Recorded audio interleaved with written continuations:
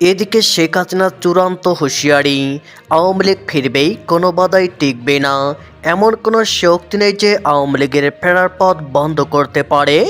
12 ফেব্রুয়ারির আগেই পাল্টাতে যাচ্ছে দৃশ্যপট, নেতাকর্মীদের প্রতি বিশেষ বার্তা। আজ ঢাকার আব্দুল্লাহপুর উত্তরা থেকে বিশাল এক শান্তিপূর্ণ মিছিল নিয়ে এয়ারপোর্টের দিকে যেতে দেখা গেছে। এ সময় তাদের মুখের স্লোগান ছিল, আওয়ামী লীগকে বাদ দিয়ে তফসিল ঘোষণা মানি না, মানবো না। আওয়ামী লীগকে বাদ দিয়ে নির্বাচন মানি না, মানবো না।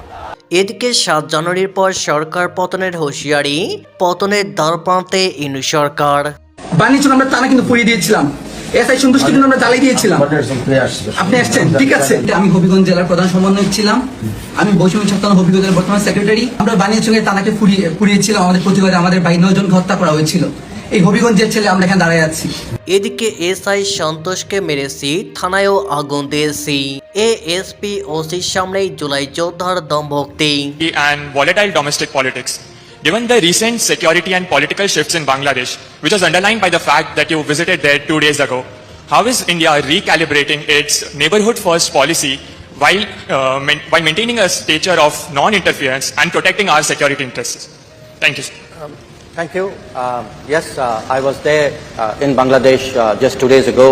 I had gone to represent India at the funeral of the former Prime Minister of Bangladesh, Begum Khaleda Zia. But let me actually take your question in a somewhat broader format, not just. এদিকে বাংলাদেশকে কড়া বার্তা ভারতের, প্রতিবেশী ভালো হলে পাশে থাকবো, খারাপ হলে জবাব পাবে। সারা বাংলাদেশে সব কাজে রোড ঘাট রাস্তা, বিভিন্ন গ্রাম পর্যায়ে কালভার্ট ব্রিজ, স্কুল কলেজ মাদ্রাসা, বিভিন্ন ধরনের প্রতিষ্ঠান, ভাতা সবকিছু পাইছে। বিভিন্ন ধরনের অসহায় মানুষ তারা সব দিক দিয়ে সবকিছু স্থিতিভাবে তারা পাইছে, চলতে পারছে। এদিকে শেখ হাসিনা স্পষ্ট ভাষায় জানিয়ে দিয়েছেন, কোনো শক্তি আওয়ামী লীগকে ফেরার পথ বন্ধ করতে পারবে না। দীর্ঘদিন পর নেতাকর্মীদের প্রতি তার এই অভয়বাণী এখন সারা দেশে তৃণমূল পর্যায়ে ছড়িয়ে পড়েছে। নেত্রী বিশ্বাস করেন, আওয়ামী লীগ জনগণের দল, আর জনগণের হৃদয় থেকে এই দলকে মুছে ফেলা অসম্ভব। নির্বাচন কিংবা নিষেধাজ্ঞা কোনো কিছুই যে আওয়ামী লীগের রক্তে মেশা রাজনীতিকে দমিয়ে রাখতে পারছে না, তার প্রমাণ মিলছে প্রতিটি জনপদে। আওয়ামী লীগ কি তবে খুব শীঘ্রই বড় কোনো চমক নিয়ে মাঠে ফিরছে? কেন আওয়ামী লীগের এই আত্মবিশ্বাস? সাম্প্রতিক জরিপগুলো বলছে, এখনও বাংলাদেশের অর্ধেকেরও বেশি মানুষের সমর্থন আওয়ামী লীগের প্রতি অটুট। শুধু তাই নয়, আন্তর্জাতিক মহল থেকেও চাপ বাড়ছে যে আওয়ামী লীগকে ছাড়া 12 ফেব্রুয়ারি নির্বাচন হবে অর্থহীন ও অগ্রহণযোগ্য। বিশ্লেষকরা বলছেন, বড় কোনো রাজনৈতিক শক্তিকে জোর করে বাইরে রাখা মানে গণতন্ত্রের পরাজয়, আর এই সুযোগটি নিতে যাচ্ছে আওয়ামী লীগ। শেখ হাসিনা তার নেতাকর্মীদের নির্দেশ দিয়েছেন ঐক্যবদ্ধ হওয়ার জন্য। তিনি বলেছেন, আমাদের যার যা কিছু আছে তাই নিয়ে জোটবদ্ধ হয়ে পরাজিত শক্তিকে রুখে দিতে হবে। এই ঘোষণা কি তবে রাজপথ দখলের চূড়ান্ত সিগন্যাল? আওয়ামী লীগ ফিরে আসবেই, এই বিশ্বাস নিয়ে এখন মাঠ গরম করছে দলের সমর্থকরা। 12 ফেব্রুয়ারির আগেই কি তবে বড় কোনো ধরনের পরিবর্তন আসতে চলছে? আওয়ামী লীগের হাইকমান্ড মনে করে, ইউনূসের অন্তর্বর্তী সরকারের আমলেই তারা বীরের বেশে ফিরে আসবে এবং প্রমাণ করবে যে তারাই দেশের আসল কাণ্ডারি। কোনো রক্তচক্ষু কিংবা বাধা আওয়ামী লীগকে আটকে রাখতে পারবে না। এই প্রতিজ্ঞায় এখন দলটির মূল চালিকা শক্তি। ফিরছে আওয়ামী লীগ, ফিরছে হাসিনা, এই বার্তায় এখন কাঁপছে প্রতিপক্ষের মসনদ। এদিকে 7 জানুয়ারির পর সরকার পতনের হুঁশিয়ারি, পতনের দ্বারপ্রান্তে ইনু সরকার। শরীফ ওসমান হাদি হত্যাকাণ্ডে বিচার নিশ্চিত না হওয়া পর্যন্ত রাজপথে আন্দোলন চালিয়ে যাওয়ার ঘোষণা দিয়েছে ইনকিলাব মঞ্চ। একই সঙ্গে আগামী 7 জানুয়ারির পর সরকার পতনের আন্দোলনে যাওয়ার হুঁশিয়ারি দিয়েছেন সংগঠনটির সদস্য সচিব আব্দুল্লাহ আল জাবের। শুক্রবার 2 জানুয়ারি জুমার নামাজের পর ঢাকা বিশ্ববিদ্যালয় কেন্দ্রীয় মসজিদ থেকে বিক্ষোভ মিছিল বের করে ইনকিলাব মঞ্চের নেতাকর্মীরা শাহবাগ মোড় এলাকায় অবস্থান নেন। সময়ের সঙ্গে সঙ্গে সাধারণ শিক্ষার্থী ও জনতার অংশগ্রহণে জমায়েতটি বড় আকার ধারণ করে।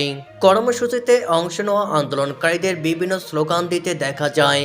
এর মধ্যে ছিল হাদি হত্যার বিচার দাবি এবং আপোষ নয় বিপ্লবমূলক আন্দোলনের আহ্বান। যদিও অবস্থান কর্মসূচি চলাকালে শাহবাগ এলাকায় যান চলাচল স্বাভাবিক ছিল, সমাবেশে বক্তব্য রাখতে গিয়ে আব্দুল্লাহ আল জাবের বলেন, ওসমান হাদি হত্যাকাণ্ড নিয়ে সরকারের বক্তব্য বিভ্রান্তিকর এবং তারা এসব বক্তব্য বিশ্বাস করেন না।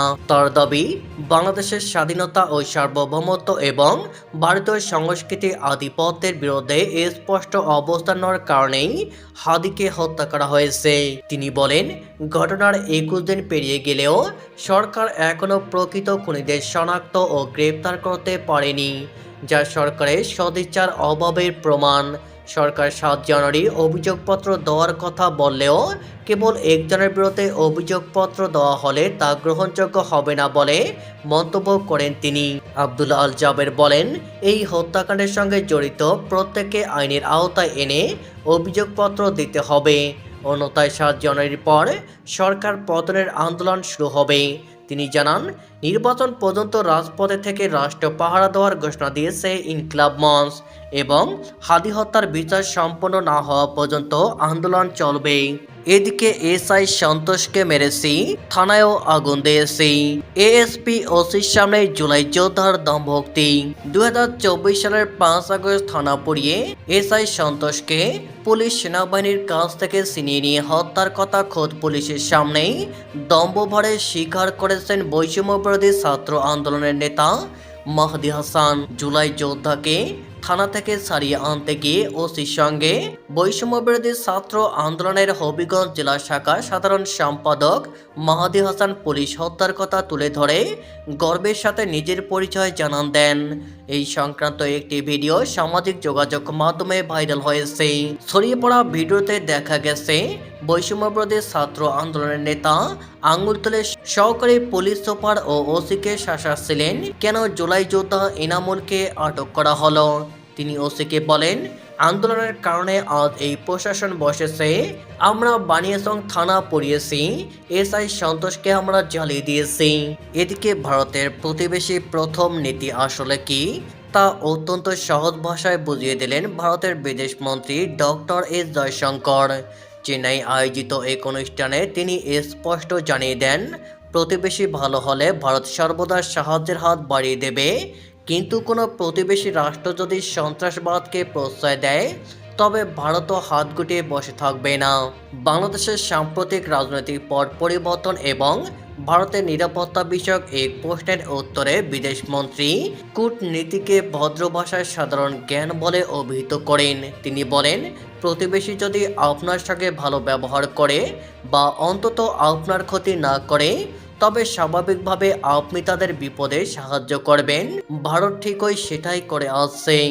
বাংলাদেশের সাম্প্রতিক পরিস্থিতি নিয়ে তিনি বলেন, ভারত চায় তার অর্থনৈতিক প্রবৃদ্ধির সুফল প্রতিবেশী দেশগুলো ভোগ করুক। বাংলাদেশের আসন্ন নির্বাচনের কথা উল্লেখ করে তিনি বলেন, আমরা তাদের নির্বাচনের শুভকামনা জানাই এবং আশা করি পরিস্থিতি স্থিতিশীল হবে এবং এই অঞ্চলে ভালো প্রতিবেশী সুলভ সম্পর্ক আরও বৃদ্ধি পাবে।